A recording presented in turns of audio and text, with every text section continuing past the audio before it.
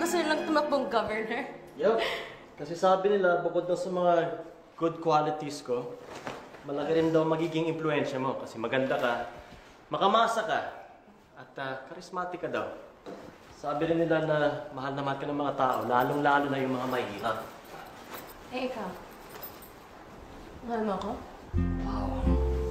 Pati ako ba gusto mo? Hard to get to, no? Oh! Hard to get ka dyan! Mr. Ed!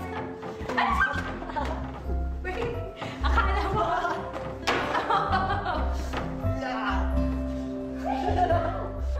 Wait. Seriously. A minute. Sa tingin mo ba, tatakbo ako bilang gobernador?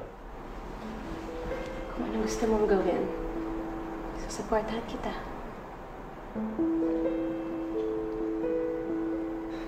Thanks. Magaling ka. At sabi nila, magaling daw ako. And you have Gov support. So congratulations. Salamat.